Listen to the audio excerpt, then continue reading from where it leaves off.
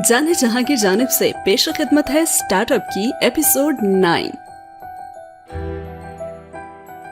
Scene शुरू होता है डालमी और डोसेन से, जहां डोसेन उसे उसका हेयर बैंड देता है तो वो उसे कहती है, अरे ये तुम्हें कहाँ मिला? मैं तो इसे बहुत ढूंढ रही थी और हर जगह मैंने ढूंढा इसे। और वो झूठ बोलता है उसे और कहता है, हाँ ये ऑफिस में ही तो पड़ा हुआ था। अब सोडालमी उससे शायद लेटर्स के बारे में ही कुछ पूछना चाह रही होती है और उसे कहती है, अच्छा एक बात तो बताओ। और डोसेन के भी चेहरे का रंग ही उड़ जाता है और कहता है, क्या बात?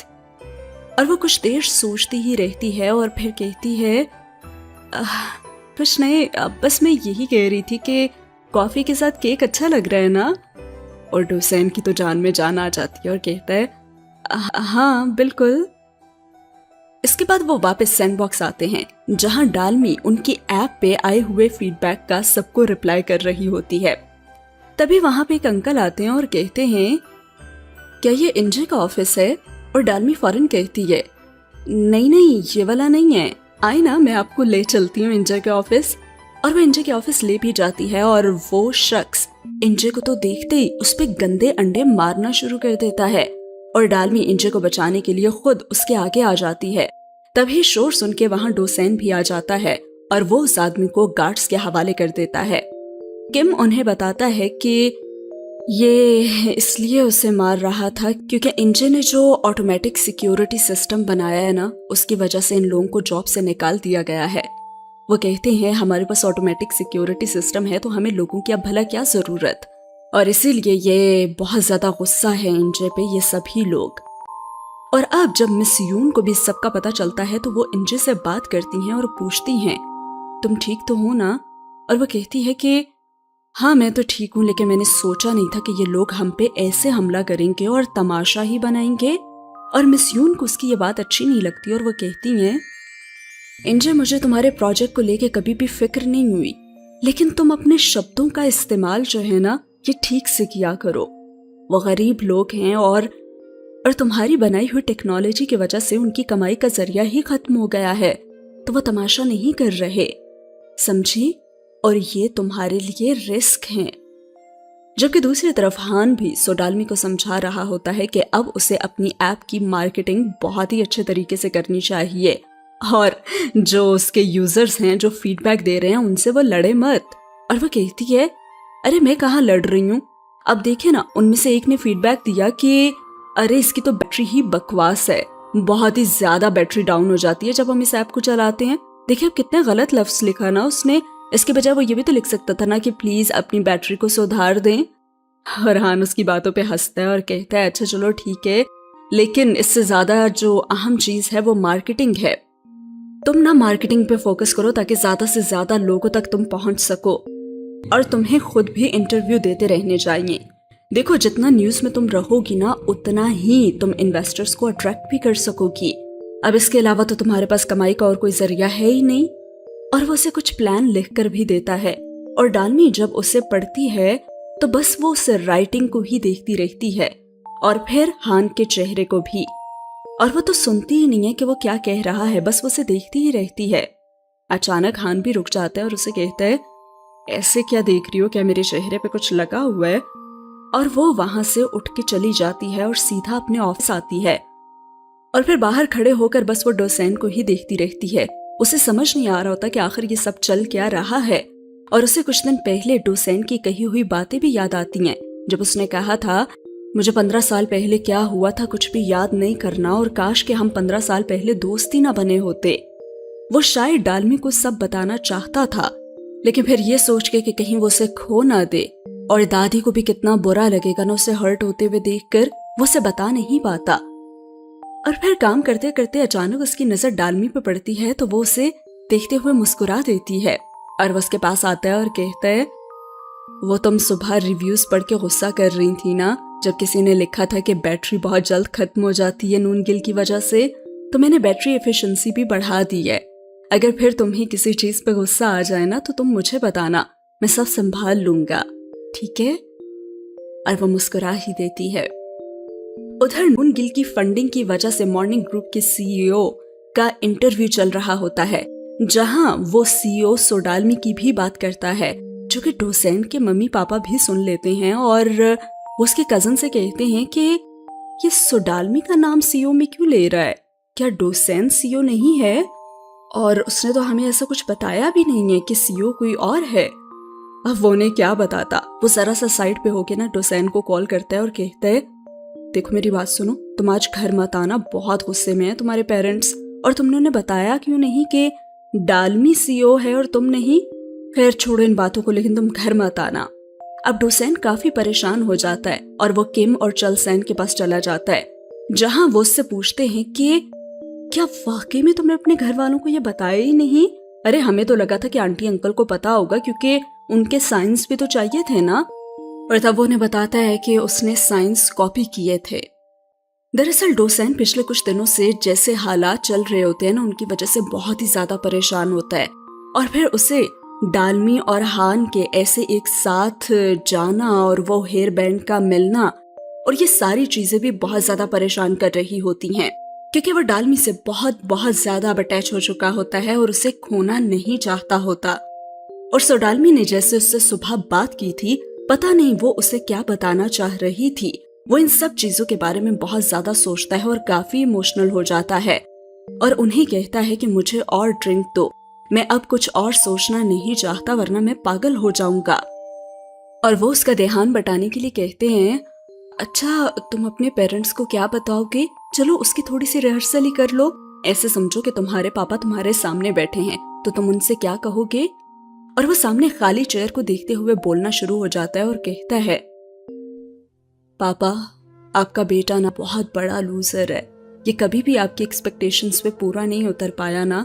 हालांकि मैंने हमेशा हमेशा ही बहुत कोशिश की है कि मैं आपकी उम्मीदों को पूरा कर सकूं, मैं एक अच्छा बेटा बन सकूं, लेकिन ना तो मैं कभी एक अच्छा बिजनेसमैन बन सका और ना ही अच्छा बेटा। इसीलिए तो सोडाल्मी को मैंने सीईओ बनाया था, क्योंकि मैं इस काबिल नहीं था। और किम और चलसेन उसे कहते हैं, अरे ये तुम्हें क्या हो गया? अगर तुम खुद को लूजर बोल रहे हो तो फिर हम क्या हुए? अरे तुम बहुत काबिल हो, ये कैसी बातें कर रहे हो? लेकिन वो तो जैसे बहुत ही बुरी तरह से हर्ट होता है और कहता है, ऐसा ही है, मैं सिर्फ बिजनेस की बातें कर सकता हूँ, प्रैक्टिकली मैं कुछ भी करके दिखा नहीं सकता। अगर ऐसा होता तो पिछले 2 सालों में हम कुछ तो करते ना। मिस्टर हान सही कहते थे कि हम तो एक इन्वेस्टर तक ढूंढ नहीं सके, और आज देखो अगर हम सैंडबॉक्स में बैठे हैं तो सिर्फ और सिर्फ डालमी की वजह से, वरना हम तो यहाँ भी ना होते, क्योंकि हम तो हार गए थे ना शुरू में। और फिर से वो खाली चेयर को देखता है और कहता है, पापा आपको पता है मैं भटक गया था।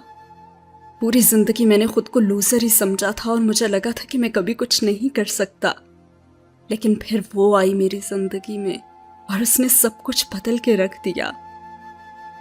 आप जानते हैं, उसने मुझे बताया कि मैं कितना काबिल हूँ, मैं उसके लिए कितना अहम हूँ, मैं स्पेशल हूँ, मैं सब कुछ कर सकता हूँ। लेकिन फिर भी मैंने आपकी तरह उससे भी झूठ बोला। ना चाहते हुए भी मुझे झूठ बोलना पड़ा और मैं झूठ पे झूठ बोलता गया। हालांकि मेरी इंटेंशन गलत नहीं थी, ना ही आपके लिए और ना ही उसके लिए, लेकिन देखिए फिर भी आखिर में तो मैं ही बुरा साबित हो जाता हूं ना। लेकिन अब मैं उसे खोना नहीं चाहता। अगर मैं उसे खो दूंगा ना तो मैं खुद को भी खो दूंगा। और इसके बाद वो बहुत बहुत ज्यादा रोना शुरू हो जाता है और उसे बिल्कुल भी होश ही नहीं रहता, और उसे ऐसे लगने लगता है जैसे उसके सामने डालमी बैठी हुई है, जो कि उसे ही देख रही है और उससे पूछ रही है, ये तुमने क्या किया डोसेन? तुमने मेरे एतमाद को ठेस पहुंचाई, तुमने मुझसे ही झूठ बोला जिसने तुम पे सबसे ज्यादा भरोसा किया। और वो रोना शुरू हो जाता है और पागलों की तरह उसे मनाना शुरू कर देता है और कहता है, नहीं ऐसा कुछ भी नहीं है। मैं मानता हूं कि मैंने शुरू में तुमसे झूठ बोला था इसलिए कि तुम खुश रहो और तुम रो नहीं जैसे तुम अब रो रही हो। प्लीज तुम मत रो। लेकिन यकीन जानो, इसके बाद मैंने कभी तुमसे कोई झूठ नहीं बोला। मेरे जज्बात तुम्हारे लिए बिल्कुल सच हैं, मेरा यकीन करो तुम। प्लीज मेरी बात सुनो। ओ खुदाया, ये क्या कर दिया है मैंने अपने हाथों से सब कुछ बर्बाद कर दिया। और वो इतना रोता है कि वो बस बेहोश ही हो जाता है। और किम और चल सैन भी उसकी यह हालत देखकर तो काफी परेशान हो जाते हैं और वो कहते हैं इसको होश में भी अब लाएगी तो सिर्फ डालमी ही। ऐसा करते हैं उसे बुलाते हैं यहाँ पे। और कुछ ही देर बाद डालमी भी वहां पे पहुंच जाती है और वो भी उसे उठाने की तो कोशिश करती है, लेकिन वो उठता ही नहीं है। तभी चल सैन उसे कहता है कि ऐसा करो तुम आज इसे अपने घर ही ले जाओ, क्योंकि अगर ये इस हालत में अपने घर गया ना तो इसके पापा तो बहुत नाराज होंगे। और वह कहता है चलो ठीक है, अब मैं तुम्हें टैक्सी बुला के देता हूँ, सही है। और तभी सामने से दिखाया जाता है कि हां जी प्योंग भी आ जाता है। एक तो इन्हें सारी खबर होती है और वह कहता है क्या हो रहा है यहाँ पे, लाओ मैं ले चलता हूँ इसे, आ जाओ मेरे साथ। लेकिन डोसेन भी बेहोशी में बस एक ही बात बार बार कह रहा होता है, मुझे माफ कर दो, मैं भटक गया था लेकिन मेरा यकीन करो। और हान तो फौरन उसकी तरफ देखता है और सोचता है कि कहीं ये सब कुछ सच सच ही ना बता दे। और वो उसे कहता है कि डालमी मैं ना इसे अपने घर ले जाता हूँ। लेकिन डालमी मना कर देती है और कहती है कि नहीं, मैं अपने ही घर ले जाऊंगी इसे। अब हान जी प्योंग सोचता है कि फिर तो इसे अकेला मुझे नहीं छोड़ना चाहिए, ये तो कुछ भी बोल देगा ना। और वो उसे घर तक उठा के भी लाता है। तभी दादी की नजर पड़ती है और वो कहती हैं ओहो तुम्हारी शर्ट तो गंदी हो गई, लगता है इसने वॉमिट कर दिया तुम पे। और हान को तो उस पर शदीद गुस्सा आता है। तभी डालमी उसे अपनी शर्ट ला कर देती है और उस शर्ट पे बने हुए कार्टून की जो शक्ल होती है ना, वो बिल्कुल इस वक्त हान की शक्ल से बहुत ज्यादा मिल रही होती है। और वह उसे देखते हुए कहता है क्या यही बची थी मेरे लिए, तुम्हारे पास कोई और शर्ट नहीं है क्या। और डालमी उसे एक और शर्ट निकाल के देती है जिसपे इससे भी ज्यादा बुरी शक्ल बनी होती है और उसे कहता है कि नहीं नहीं यही ठीक है। और फिर वो उसे कहती है कि आप भूख भी लगी होगी ना, तो आ जाए हमारे साथ डिनर ही कर लें। और वो भी खाने के लिए बैठ ही जाता है कि इतने में डोसेन भी कमरे से निकल आता है और कहता है मैं यहाँ कैसे आया, मैं तो अपने दोस्तों के साथ था ना। तभी हान उसे तंजिया अंदाज में कहता है तुम्हारे दोस्त ना तुम्हें धोखा देकर छोड़ के अकेला चले गए और हम लाए हैं तुम्हें यहाँ पे। और डालमी मिस्टर हान को कहती है अरे बस भी कर रहे हैं आप, और आओ डोसेन तुम भी हमारे साथ खाना खाओ ना, तुम्हारी तबीयत तो ठीक है। और वो कहता है खाना तो मैंने काफी सारा खाया था लेकिन पता नहीं क्यों मुझे फिर भी भूख लग रही है। और हान तो यहाँ भी चुप नहीं रहता और कहता है हाँ हाँ लगेगी ना भूख, जो कुछ खाया था वॉमिटिंग सारी तुमने मेरे पे जो कर दी है। और तभी डालमी उसे भी शर्ट देती है, वही दूसरे कार्टून वाली। और वो दोनों बिल्कुल एक कार्टून ही लग रहे होते हैं इस वक्त। और वो उनके साथ बैठ के खाना शुरू कर देता है। तभी डालमी कहती है डोसेन मुझे नहीं लग रहा कि तुम्हारी तबीयत अभी भी ठीक है, तो ऐसा करो तुम आज यहीं पे सो जाओ। और उसकी इस बात पे तो जहां हान खाना भूल जाता है वहीं दादी भी उसे देखने ही लग जाती हैं। और यहाँ बात खत्म नहीं होती, फौरन हान भी कहता है अच्छा तो क्या क्या मैं भी यहाँ पे सो जाऊं फिर। और बेचारी दादी तो अब वाकई खाना खाना भूल जाती हैं और डालमी भी। और फिर हान कहता है अरे मेरे कहने का मतलब है कि इसे अकेला छोड़ के जाऊंगा तो मुझे इसकी बहुत ज्यादा फिक्र होगी ना, आखिर भाइयों जैसा ही तो है ये मेरे लिए, तो बस इसीलिए कह रहा हूँ मैं भी रुक जाऊं यहाँ पे फिर। अब दादी और डालमी उसे क्या कहती, फिर वो दोनों जाकर मैट्रेस पे सो जाते हैं। तभी डोसेन उससे कहते हैं अरे आप इतना अच्छा अपना बेडरूम छोड़कर, वो भी जो नदी के किनारे है, इतना खूबसूरत मंजर छोड़कर यहाँ सो रहे हैं। और जवाबन वो से कहता है हाँ तो तुम्हारा भी तो घर है ना जिसे छोड़कर तुम भी यहाँ सो रहे हो। हाँ वो बात तो सही है, लेकिन आपका अपार्टमेंट तो इतना खूबसूरत जगह पे है, मेरा घर वैसा कहाँ है। हाँ और फिर तो वो वाकई में बच्चों की तरह एक दूसरे के सामने बैठ जाती है मुकाबला करने पे कि नहीं नहीं तुम्हारे पास ये है और मेरे पास ये नहीं है। और फिर बातों ही बातों में हान के मुंह से निकल जाता है अरे तुम्हारे पास वो भी तो है ना जो मेरे पास नहीं है। और अचानक डोसेन उसे देखने ही लग जाता है और कहता है क्या मतलब है आपका, कौन है मेरे पास, कौन, बताएं मुझे कौन चाहिए आपको। और हान फौरन से बात गोल करता है और कहता है अरे मेरे कहने का मतलब है कि तुम मुझसे 4 इंच लंबे हो। और जवाबन वो कहता है ऐसी कोई बात नहीं है, मेरी बस गर्दन ही लंबी है इसलिए।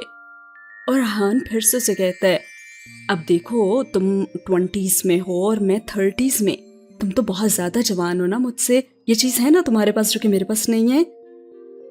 लेकिन डोसेन समझ चुका होता है कि वो क्या कहना चाह रहा है और वो कहता है आपने सही कहा है, मेरे पास बस वही तो एक इंसान है जो आपके पास नहीं है, और अब आप ना उसे मुझसे छीनना चाहते हैं।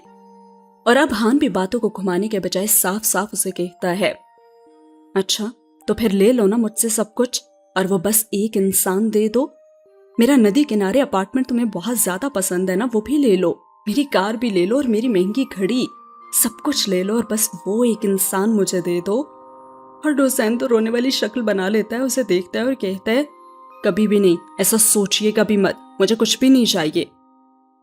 अब बेचारा हान उसकी शक्ल ही देखता रह जाता है। एक तो वो वहां आ जाता है जहां पे कमरे में एसी तक नहीं होता है, और ऊपर से मैट्रेस पे सोना अपने सॉफ्ट से बेड को छोड़कर। पूरी रात उसकी यही कहते हुए गुजर जाती है कि एसी चला दो, यहाँ तो बहुत गर्मी है, अरे कुछ नहीं तो पानी ही पिला दो मुझे। और डोसेन भी सो नहीं पाता उसकी ये सारी बातें सुन के। वो उठता है उसके लिए पानी लाने के लिए, तो क्या देखता है कि डालमी बाहर बैठी लैपटॉप पे काम कर रही होती है। और वो काम ये होता है कि वो नूनगिल ऐप पे जो लोगों के रिव्यूज होते हैं ना, वही बैठ के पढ़ रही होती है। और फिर देखते ही देखते वो रोना भी शुरू हो जाती है। डोसेन भी फौरन अपना फोन निकालता है ये देखने के लिए कि डालमी आखिर कौन सा रिव्यू पढ़ के रो रही है। तो उसे वहां पे एक रिव्यू नजर आता है जिसमें लिखा होता है, मैं अपनी बेटी के साथ गांजू आई थी जिसकी आंखों की रोशनी अब बहुत कम हो रही है। तब नूनगिल ने उससे कहा कि उसके सामने कई खूबसूरत सनफ्लावर्स हैं। काश उसने ये सब तब देखे होते जब उसकी आंखें बिल्कुल ठीक थीं, तो शायद वो ज्यादा अच्छे से समझ पाती कि खूबसूरती क्या होती है। लेकिन मेरी ही गलती है, मैं अपने कामों में इतनी मसरूफ थी कि मैं उसके लिए कभी वक्त ही नहीं निकाल सकी, और आज मुझे पछतावा होता है।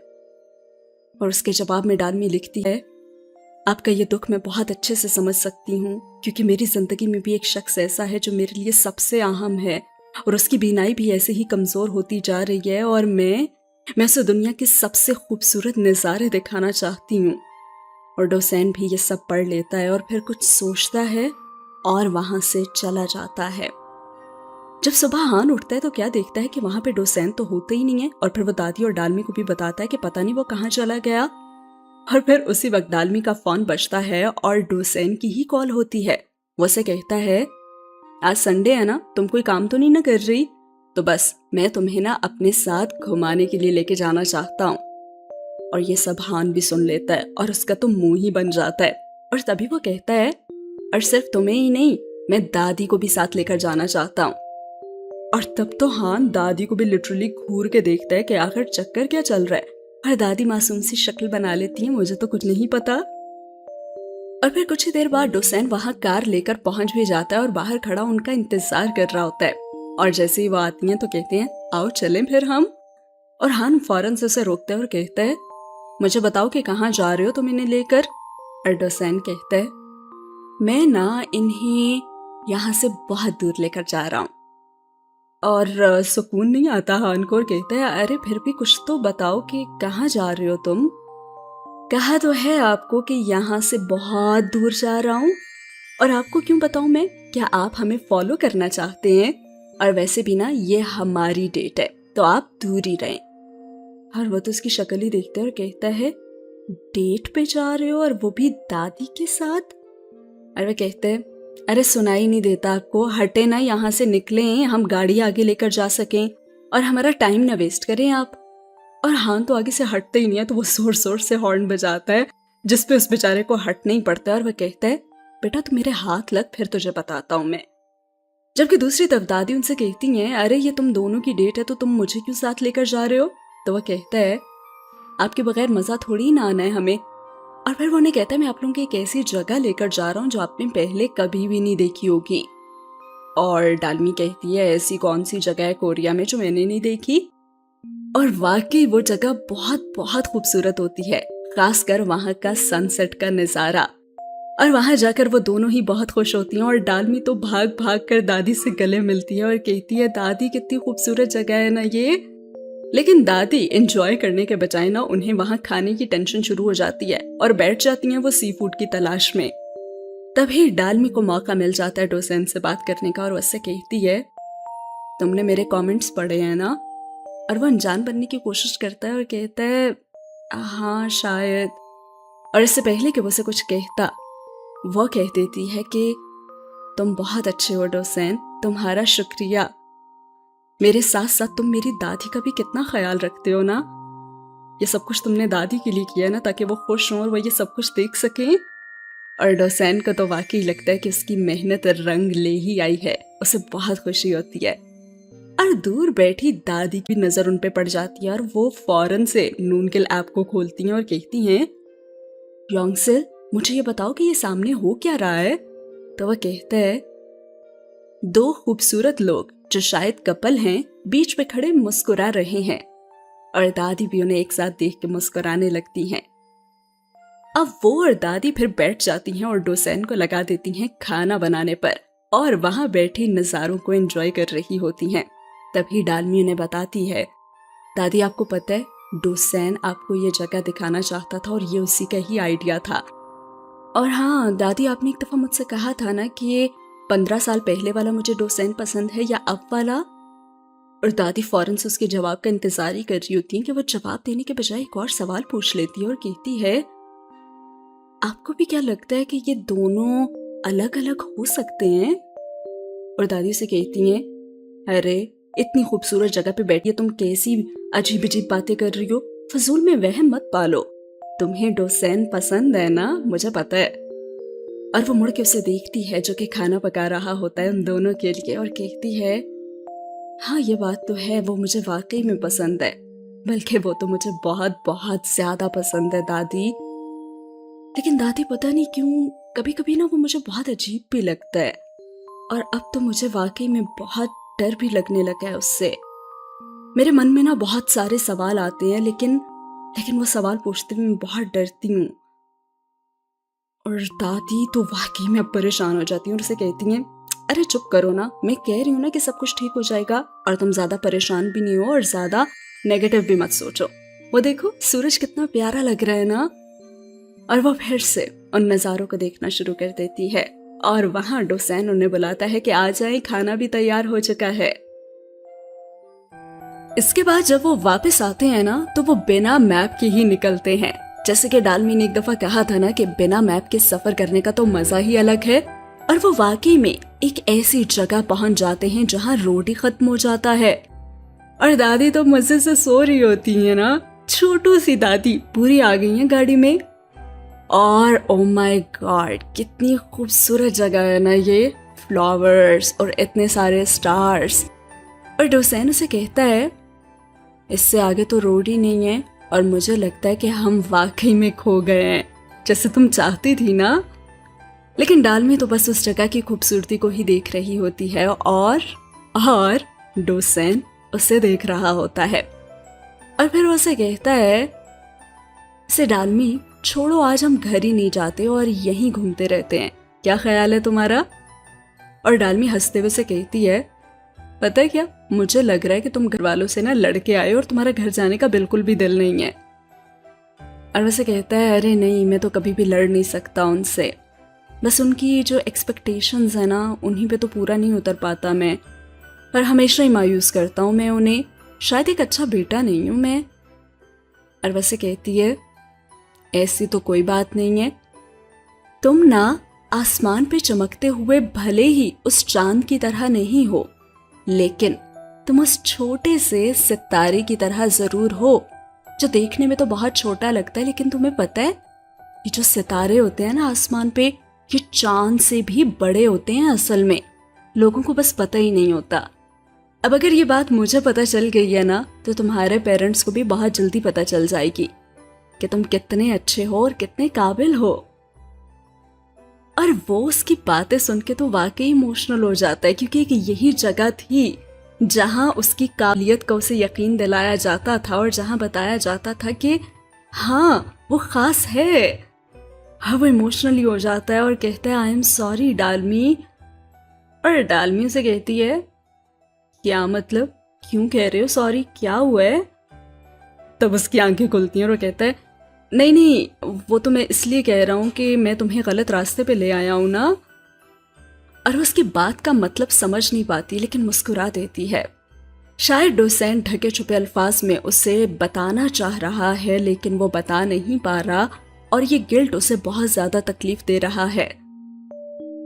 और इसके बाद वो घर आ ही जाता है तो उसके पापा भी उसे बहुत डांटते हैं और कहते हैं, मैंने इतना पैसा इन्वेस्ट किया इसलिए नहीं कि तुम किसी लड़की के चक्कर में पड़ जाओ और अपना सब कुछ लौटा दो उस पे।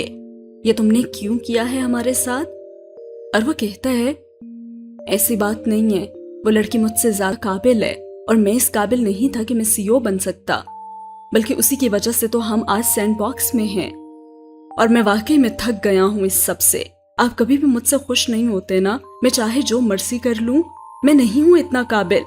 बस मैं बातें कर सकता हूं, प्रैक्टिकली कुछ नहीं।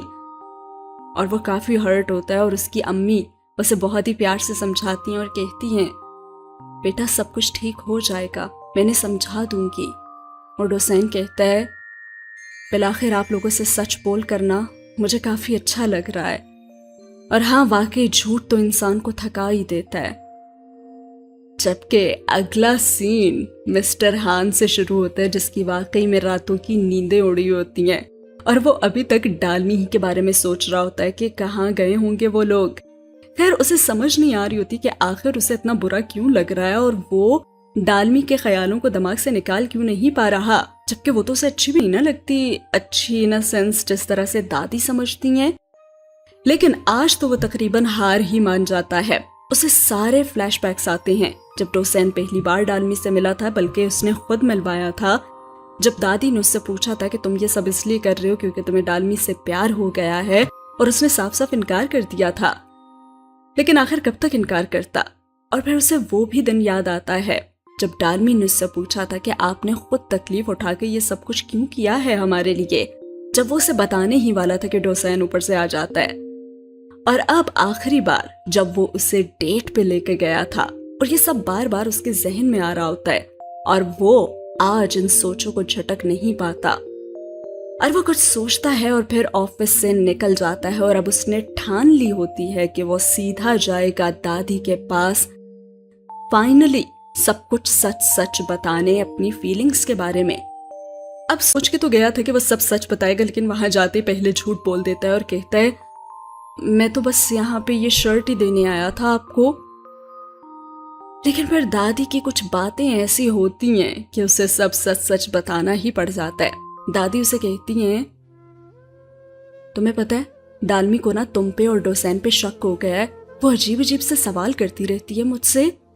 अब क्या करूं मैं, मुझे तो कुछ समझ नहीं आ रही। और फिर कहती हैं, हाँ एक काम करती हूँ ना मैं, वो लेटर जो कुछ दिन पहले डालमी ने जब इंजे से डोसेन को मिलवाना था तो उसने एक लेटर लिखा था ना उसके लिए। और तुम्हें याद है वो लेटर कहाँ रखती थी? वहीं वो छोटे से घर में जो मेरी शॉप के बाहर होता था। ऐसा करती हूँ मैं, वो लेटर ले आती हूँ और फिर ना मैं वो डोसेन को दे देती हूँ। और जब वो डालमी देखेगी ना तो उसे यकीन आ जाएगा और उसे शक नहीं रहेगा। क्या ख्याल है तुम्हारा? लेकिन हान उन्हें रोकता है और कहता है, अब आप मजीद कोई भी झूठ नहीं बोलेंगी, बल्कि मैं डालमी को सब कुछ सच सच बता दूंगा अब। और दादी उसे कहती हैं, ऐसा क्यों कह रहे हो तुमने तो कहा था कि तुम उसे कभी हर्ट नहीं करोगे। और वो कहता है, हाँ कहा था मैंने, लेकिन अब सब कुछ जो हो रहा है ना ये उससे भी बदतर है। आखिर इस सब में मेरा क्या कसूर है? मेरे हर्ट होने से क्या आपको तकलीफ नहीं होती? क्या किसी को भी तकलीफ नहीं होती? और दादी तो उसे देखती रह जाती हैं और कहती हैं, लेकिन तुम्ही ने तो कहा था कि तुम्हें डालमी पसंद नहीं है। और अब फाइनली वो कन्फेस कर देता है और कहता है, हाँ कहा था, लेकिन अब मैं ही आपको बता रहा हूं कि मैंने आपसे झूठ बोला था। दरअसल मैं डालमी को अब चाहने लगा हूं। और तभी दिखाया जाता है कि वहां पे बारिश शुरू हो जाती है और सीन डोसेन की तरफ जाता है, जिससे अब वाकई एहसास हो गया था कि इंसान झूठ के साथ भाग भाग के थक जाता है और सच बताने में कितना सुकून है। और उसी वक्त वो अपना फोन निकालता है और डालमी को कॉल करता है कि वो उसे सब सच बता देगा। और कैमरा वापस दादी और हान की तरफ जाता है, जहां दादी उसे कहती है, देखो अब बहुत देर हो चुकी है, तुम ऐसा नहीं करोगे अब अच्छे बच्चे। और उसे बहुत दुख होता है दादी की इस बात से कि इन्हें मेरे हर्ट होने से और मेरे एहसासात से और मेरी तकलीफ से कोई फर्क ही नहीं पड़ रहा। अरे ने अगर फर्क पड़ रहा है तो सिर्फ डोसेन और डालमी की तकलीफ से, और ये उन्हीं का सोच रही है, और मेरा तो कोई भी नहीं सोच रहा, ना मेरी फैमिली है और ना ही दादी।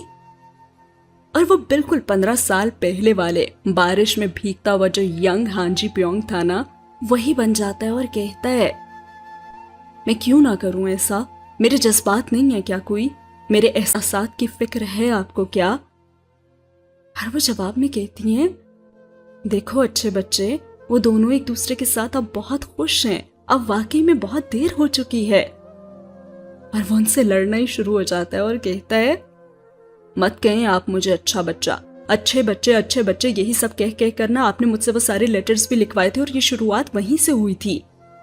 अगर आप मेरी जिंदगी में ना आती ना तो मेरी जिंदगी में कोई कमी ना होती, मैं आज इस तकलीफ में भी ना होता, अच्छा भला खुश था मैं। ये क्या कर दिया आपने मेरे साथ, आपको मेरे जज्बात की कोई परवाह नहीं है। अगर नहीं है तो मैं भी क्यों करूं, मैं क्यों सोचूं दूसरों के बारे में और अपनी तकलीफ और अपने एहसासात के बारे में ना सोचूं, अपनी खुशियों का ना सोचूं, ये चाहती हैं आप मुझसे। मैं नहीं देख सकता अब उन्हें एक साथ।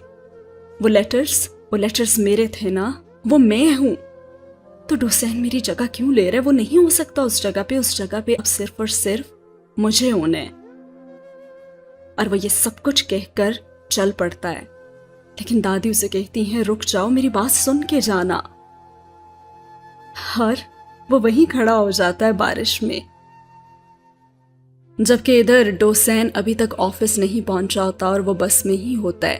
और डालमी कहती है बाहर तो बहुत ज्यादा बारिश हो रही है ना, तो मैं छतरी लेके जाती हूँ उसके लिए, कहीं वो भीग ना जाए। और उधर डोसेन कॉल कर रहा होता है डालमी को, और जब वो कॉल पिक नहीं करती तो डोसेन किम से पूछता है कि डालमी कहाँ है, तो वो उसे बताता है कि अरे वो तो तुम ही लेने के लिए बस स्टेशन गई है कि कहीं तुम भीग ना जाओ। वाह यार, बड़े लकी हो तुम तो। और वो कॉल रख देता है और फिर सोचता है कि आज मुझे हिम्मत करके उसे सब बताना ही होगा।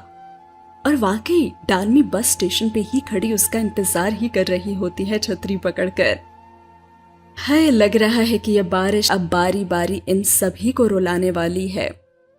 वो क्या किसी ने खूब कहा था ना कि मुझे बारिश में चलना बहुत पसंद है क्योंकि लोग मेरे आंसू नहीं देख पाते। तब इधर हान भी आंखों में आंसू लिए हुए अपनी गाड़ी में बैठा होता है।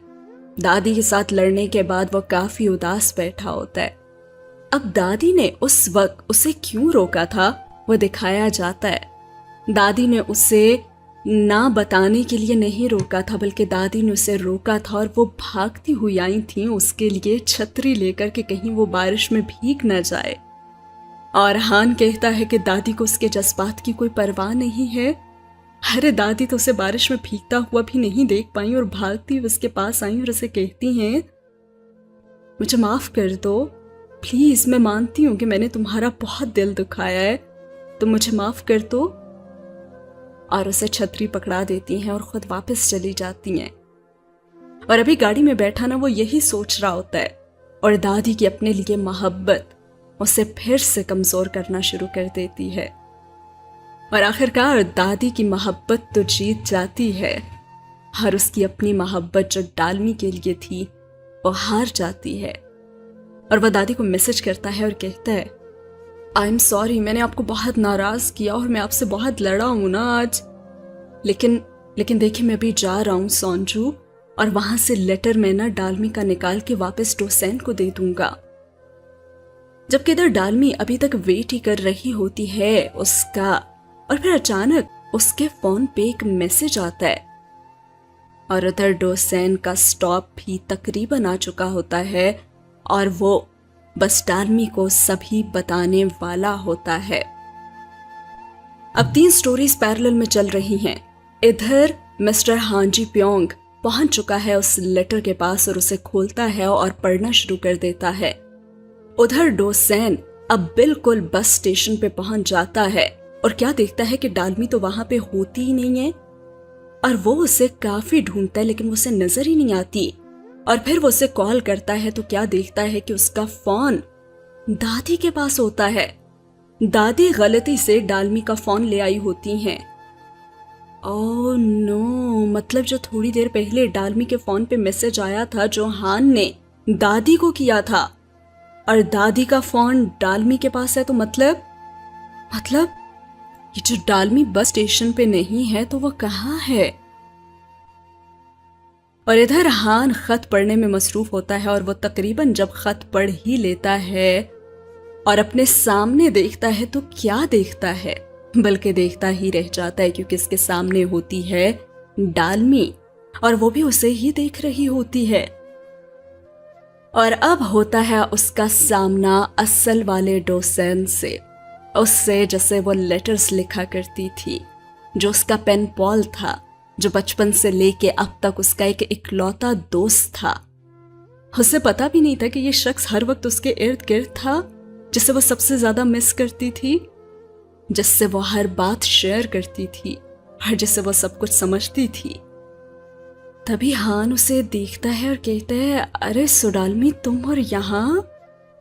और डालमी को अब तक यकीन नहीं आ रहा होता और वो खुद को नॉर्मल रखते हुए कहती है कि काश ये सब झूठ हो।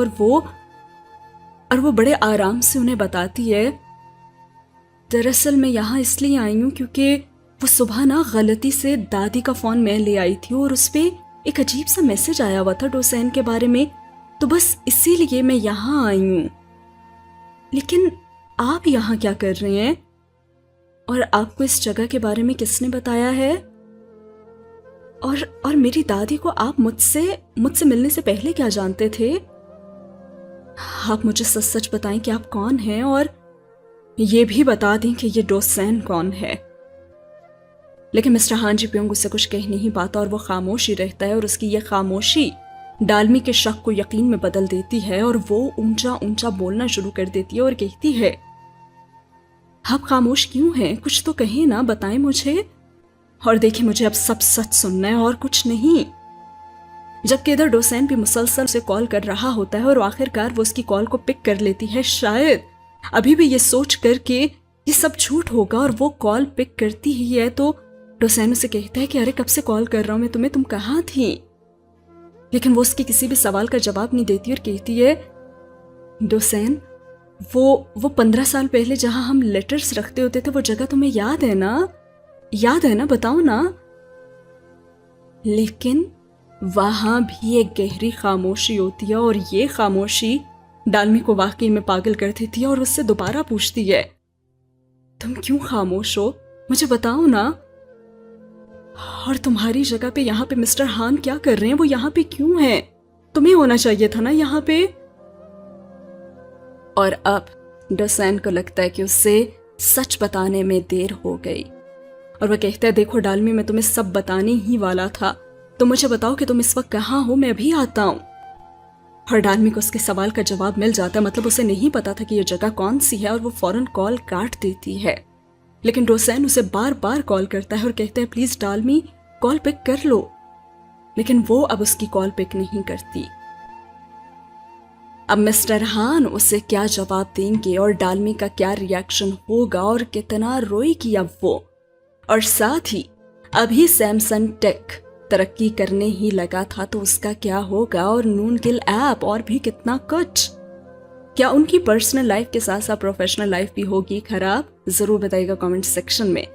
इसीलिए तो जनाब कहा था कि प्रोफेशनल और पर्सनल लाइफ को अलग अलग रखना चाहिए। लेकिन क्या होता है, सो डालमी सेंसिबली एक्ट करेगी या फिर इमोशनल होकर वह सब कुछ कर देगी खराब, और बेचारा डोसेन।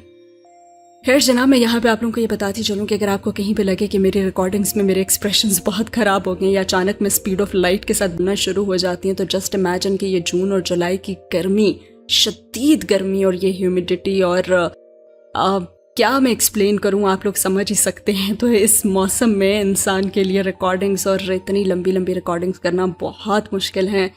तो प्लीज़ बर्दाश्त करें, इंशाल्लाह अच्छी वीडियोस भी आएंगी अच्छी आवाज़ के साथ। और साथ ही साथ मुझे इस सवाल का भी जवाब दे दें, ये कल परसों ही मैं वो बरसात पे और ऐसे ऐसे शेर व शायरी पढ़ रही थी जो कि जून और जुलाई के मौसम में बरसात पे कही जाती है। तो भाई ये शायर क्या देख के लिखते हैं? जून और जुलाई की गर्मी में महबूब की शक्ल ऐसी हुई होती है कि क्या मैं कहूँ, और फ्रिजी हेयर और पसीने पाँव से निकल रहे होते हैं और शक्ल देखने का दिल नहीं कर रहा होता। तो ये इतनी अच्छी शायरी कैसे लिख लेते हैं? खैर यहीं पे वीडियो को मैं करती हूँ ख़त्म। और इतनी गर्मी में अगर मैं आपके लिए रिकॉर्डिंग्स कर रही हूँ तो फ़ौरन से एक लाइक करते हुए कितना टाइम लगता है, बिल्कुल फ्री में है ये, तो फ़ौरन से कर दीजिए लाइक और चैनल को सब्सक्राइब और अपना फीडबैक ज़रूर दीजिएगा।